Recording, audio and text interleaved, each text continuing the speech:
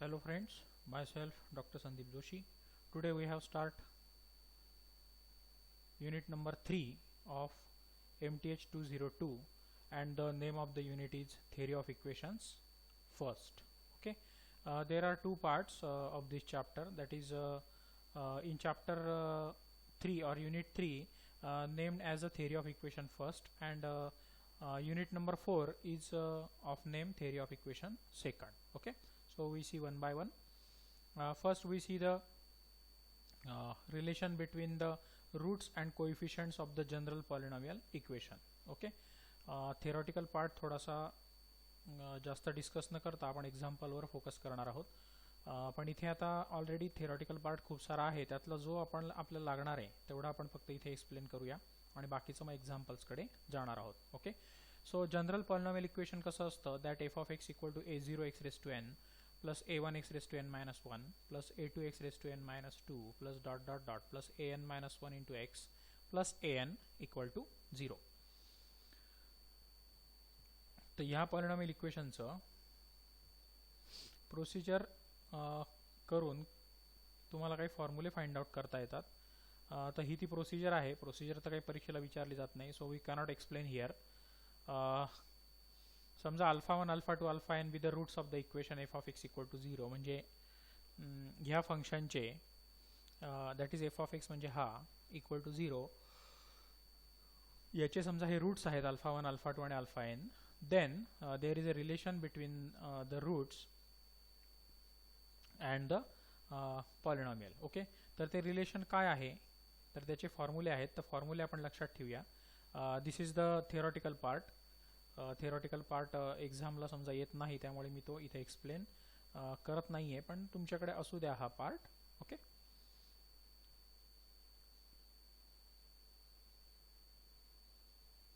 आपण त्याचे डायरेक्टली फॉर्म्युले बघणार आहोत.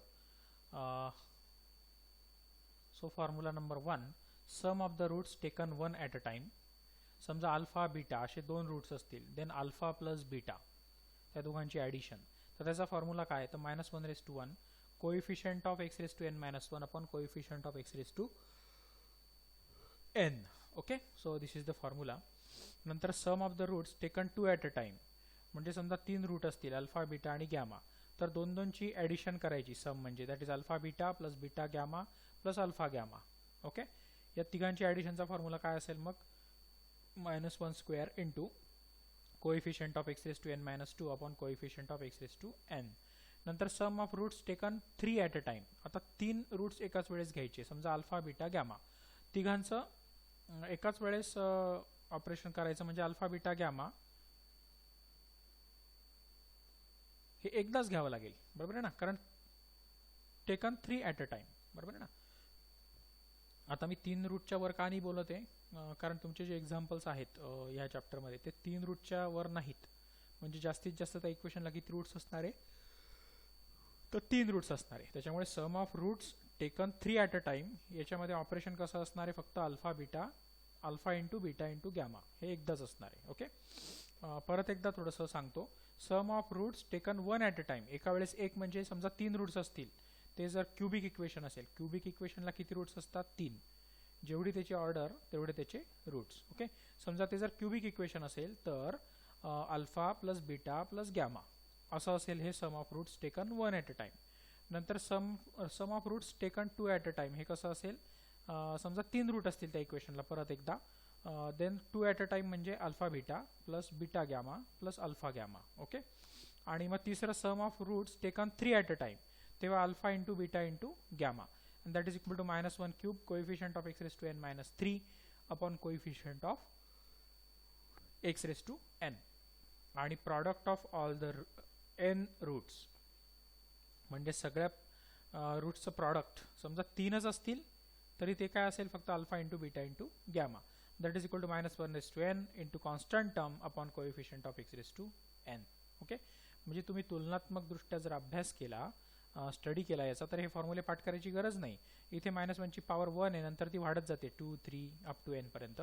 नंतर डिनॉमिनेटरची जर टर्म बघितली प्रत्येकामध्ये, तर ती पण पाठ करायची गरज नाही. तिथं प्रत्येक ठिकाणी डिनॉमिनेटरची टर्म आहे तुमची coefficient of x raise to N.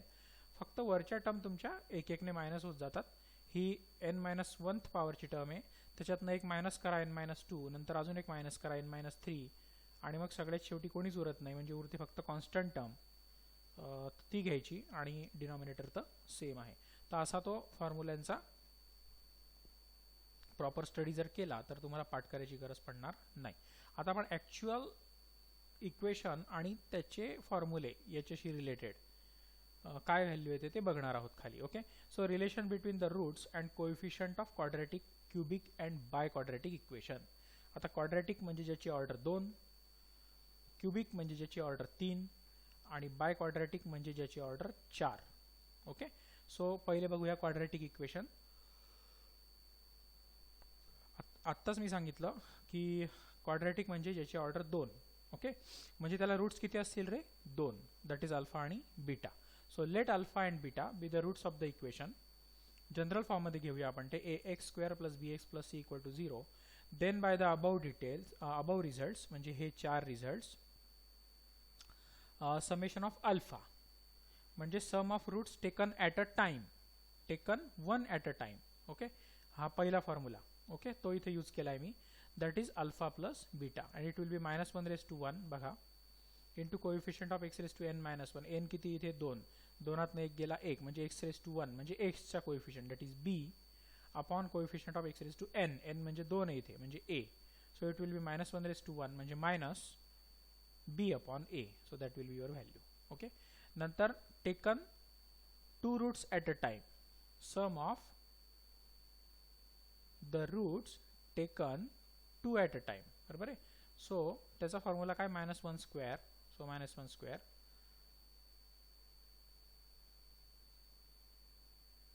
आता ही घेतली ऑलरेडी की कोएफिशियंट ऑफ x तर घेतला गेला, उरतो कोण आहे मग आता? फक्त constant. So constant term upon coefficient of x² हे तर कॉमन असणार आहे.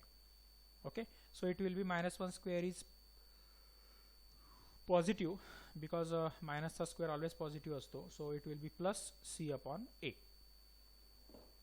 त्याच पद्धतीने क्युबिक इक्वेशनसाठी बोलूया आपण आता. सो क्युबिक इक्वेशन जर असेल द लेट अल्फा, बीटा आणि गॅमा. क्युबिक म्हणजे ज्याची ऑर्डर 3, त्याच्यामुळे त्याला रूट्स किती असणार आहे? त्या इक्वेशनला 3 रूट्स. सो ते 3 रूट्सला आपण म्हणूया अल्फा, बीटा आणि gamma.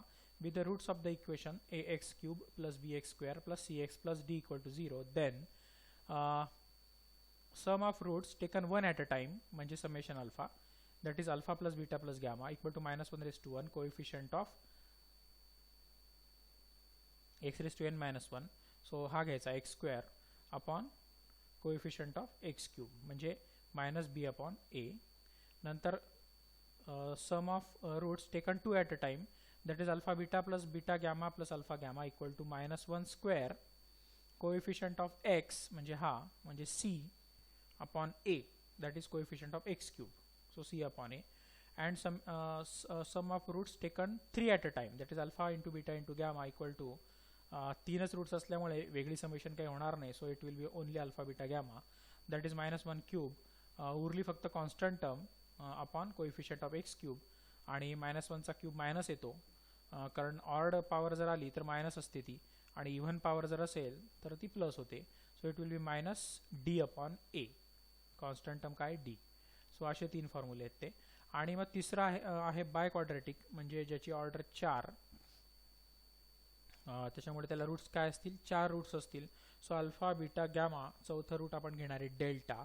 B the roots of the equation ax⁻⁴ + bx³ + cx² + dx + e = 0. Then sum of roots taken 1 at a time that is summation alpha equal to -1/1 coefficient of x³ म्हणजे हा घ्यायचा upon a तर आहेच खाली, प्रत्येकाला खाली a आहेच that is constant coefficient of highest power that is x⁻n. n equal to काय इथे 4. त्याच्यामुळे खालच्या टर्मचा विचार करू नका, सगळीकडे ती कॉमन आहे बघा a a a a. त्यानंतर इथे पण -1 ची पॉवर 1 2 3 4 टाकूनच द्यायची. ओके, फक्त ही पहिला असेल जर हा x³ तर हा x² असेल, नंतर हा x असेल आणि इथे कॉन्स्टंट टर्म. म्हणजे इथे तुमचा सुरुवातीला असणारे b नंतर c नंतर d नंतर e वरती. बरोबर आहे, b c d e. Okay, आणि मायनस प्लस या तुमच्या -1च्या पॉवरवर ठरणार आहे. -1 असेल तर -2 असेल तर प्लस, 3 असेल तर परत मायनस, आणि 4th पॉवर असेल म्हणजे इव्हन पॉवर असेल तर परत प्लस. ओके, त्याच्यामुळे पाठ करायची कोणतीच गरज नाही आहे. अतिशय सोप्या पद्धतीने हे तुमचे फॉर्म्युले आहेत. आणि मग याच्यावरचे एक्झाम्पल्स आपण आता बघणार आहोत. So first example, solve the equation x³ - 3x² + 4 = 0 if 2 of its roots are equal. 1-2 example इथे डिस्कस करूया आणि मग बाकीचे इथे दिलेले आणि अजून पुस्तकात काही आहेत ते तुम्ही ॲज अ होमवर्क म्हणून सॉल्व करा. अतिशय सोपं चॅप्टर आहे. फक्त ह्या एवढ्या फॉर्म्युल्यांवर ते डिपेंड आहे. हे 2 फॉर्म्युले, हे 3 आणि हे 4 आणि 3 7 आणि 2 9 ते पण पाठ करायची गरज नाही आहे. डिपेंड्स ऑन दिस जनरल फॉर्म्युले. Okay, so solve the equation. Equation मध्ये कंडिशन कशी दिली आहे की 2 of its roots are equal. 2 roots काय आहेत त्याचे इक्वल आहेत. So the 2 roots of given equation are equal. आता तुमचं इक्वेशन आहे क्युबिक म्हणजे त्याला किती रूट्स असतील? 3. सपोज अल्फा, बीटा आणि गॅमा, त्यातले 2 रूट इक्वल आहेत. मग 2 रूट आपण घेऊया अल्फा आणि तिसरा घेऊया बीटा. ओके, म्हणजे ॲक्च्युली आपल्या 2 रूट्समध्येच काम होणार आहे, अल्फा आणि बीटामध्ये.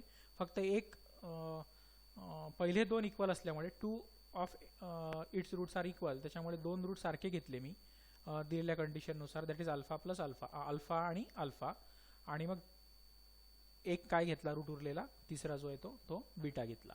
नंतर पहिला फॉर्म्युला काय मग आपला, that sum of roots taken 1 at a time, that is summation alpha, म्हणजेच या तिघांची addition separately alpha plus beta, that is equal to -1 म्हणजे मायनस काय तो फॉर्म्युला बी अपॉन ए. तर बी काय इथे बी तर 0 आहे, इथं बी आहे तुमचा -3. हा ए बी सी ची टर्म नाही आहे कारण एक्सचा कोइफिशियंट नाही आहे इथे. ज्याचा कोइफिशियंट नाही त्याची टर्म काय घ्यायची, बाय डिफॉल्ट 0 घ्यायची. ओके, त्याचा कोइफिशियंट काय घ्यायचा, 0 घ्यायचा.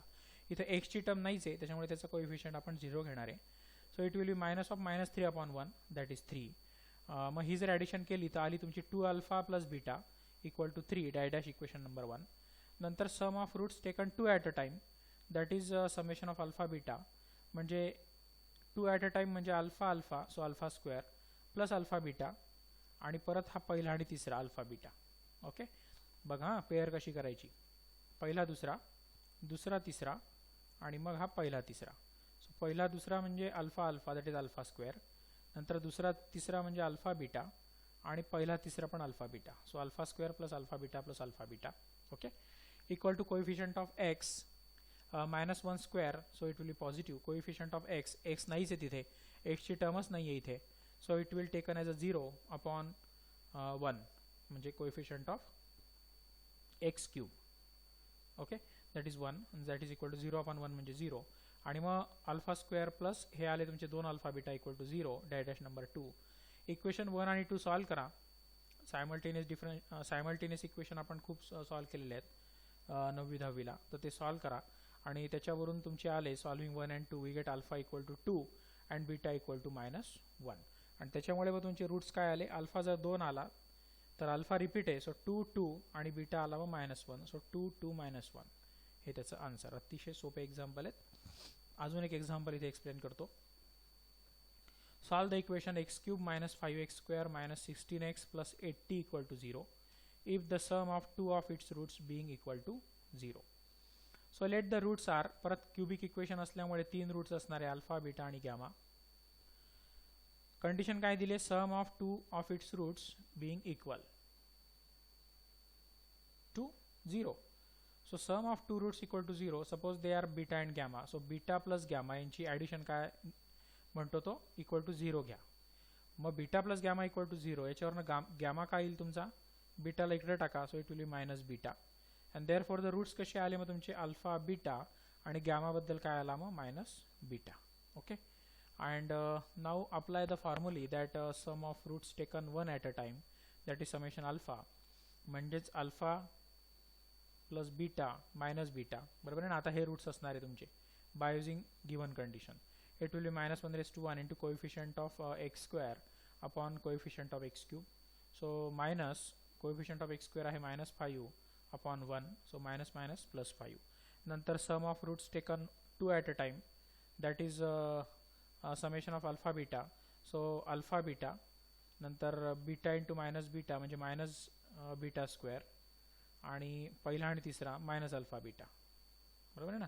So alpha beta minus beta square minus alpha beta, so alpha beta gets cancel because plus minus, आणि उरला फक्त minus beta square equal to minus 1/2 coefficient of x upon coefficient of x cube, that is minus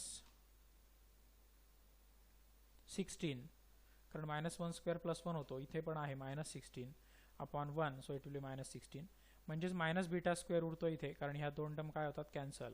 so minus beta square equal to minus 16, हे पहिली आली step. Minus gets cancel on both side, so beta square equal to 16, आणि त्याच्यामुळे मग beta equal to काय आला by taking square root on both side, so beta is either 4 or -4.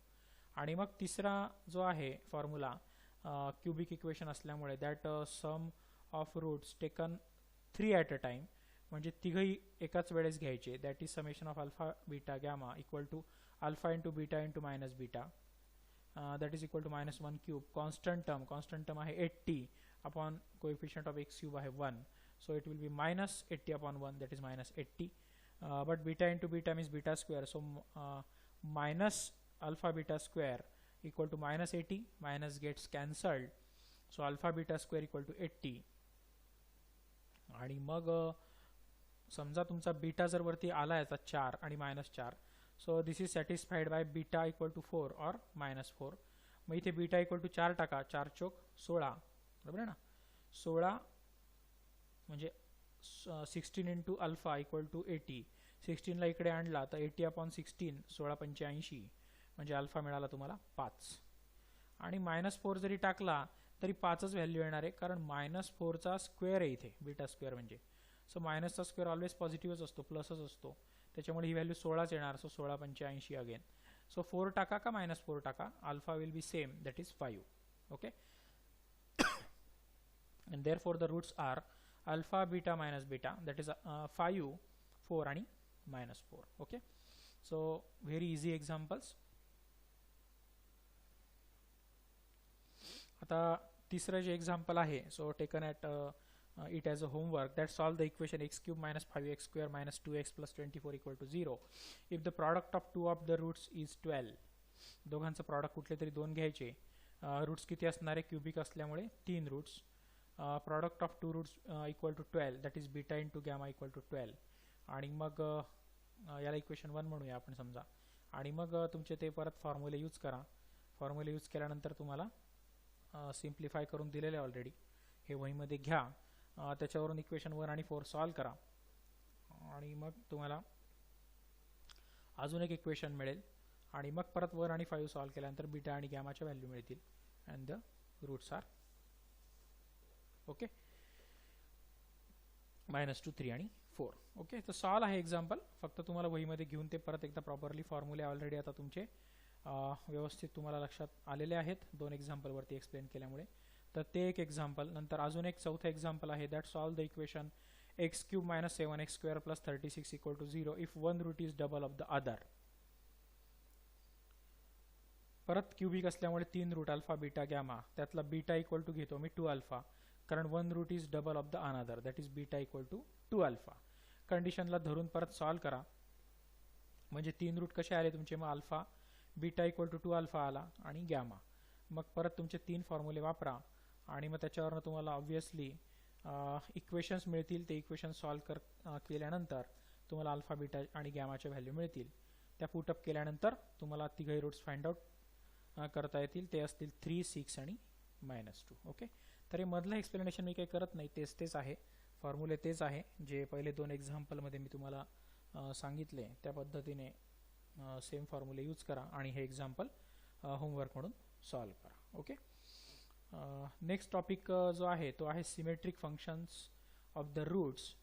तर त्याच्यावरचे पण डायरेक्ट एक्झाम्पल्स आपण बघणार आहोत, पण थोडासा थिअरॉटिकल पार्ट आता इथे वाचून घेऊया, आणि मग त्याच्यावरचं जे प्रॅक्टिकल पार्ट जो आहे एक्झाम्पलचा तो आपण नेक्स्ट लेक्चरला बघणारच आहोत. सो थोडंसं थिअरॉटिकल पार्ट इथे बघूया. That symmetric functions of the roots of an equation are those functions, म्हणजे सिमेट्रिक फंक्शन्स काय असतात, in which all the roots are alike involved.